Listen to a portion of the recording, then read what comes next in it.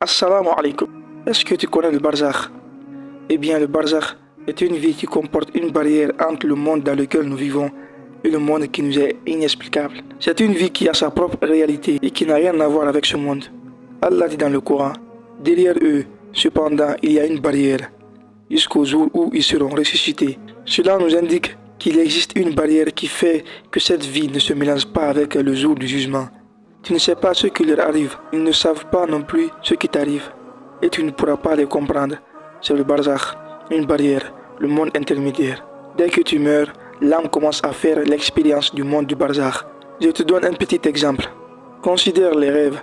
Lorsque tu dors, ton corps est dans la pièce, mais ton âme fait quelque chose de différent, voit quelque chose de différent, entend quelque chose de différent, mais ton corps est là.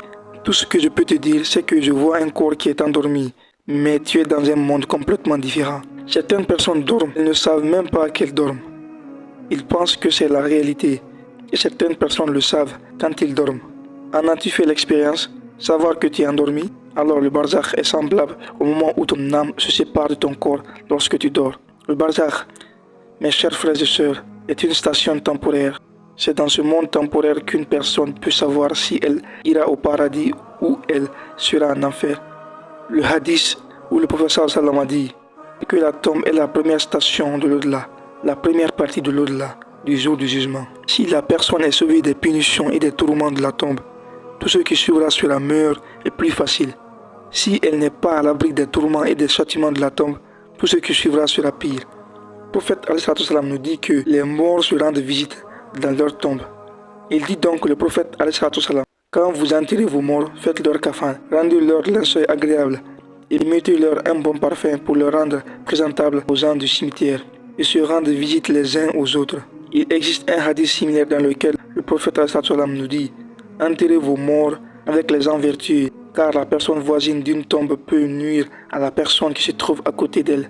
Ils ont dit, quand ils seront morts, comment seront-ils lésés? Il dit, est-ce que vous avez été une fois blessé par votre voisin dans la vie réelle? Ils ont dit, oui. Alors lorsque vous mourrez, vous pouvez être blessé par votre voisin, mort. Et une personne qui est punie dans sa tombe, les animaux peuvent l'entendre. Aïcha radiallahu anha a dit que une fois 2 femmes juives sont entrées dans ma maison. Elles m'ont dit que les gens de la tombe sont punis dans leur tombe. Alors je leur ai répondu que vous mentiez, que ce n'était pas vrai, que les gens de la tombe n'étaient pas punis.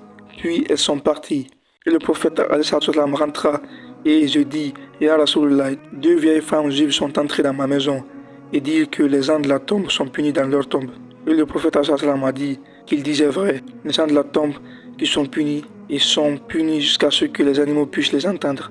Les êtres humains et les guides ne peuvent pas entendre, mais les animaux peuvent les entendre de temps en temps. Lorsqu'une personne meurt, son âme se rend dans le barzakh.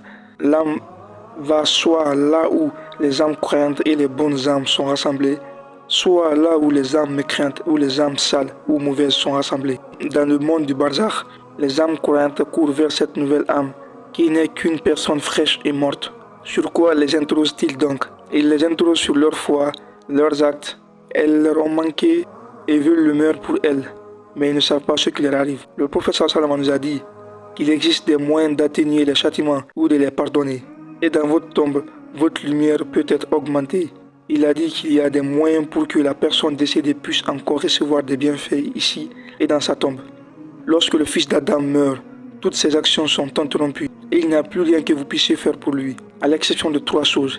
Un enfant juste qui suppliera pour toi, un savoir bénéfique que tu as laissé derrière toi et une charité permanente dont les âmes peuvent bénéficier. Et quand une personne qui ne recevait pas de lumière commence à en recevoir, elle dit « Oh mon Seigneur, d'où me vient cette lumière ?» Il lui a répondu « Tu as un enfant juste qui invoque pour toi. » Allahu Akbar. Wallahu a'lam. Qu'Allah nous accorde une bonne fin. Wassalamu alaikum wa rahmatullahi.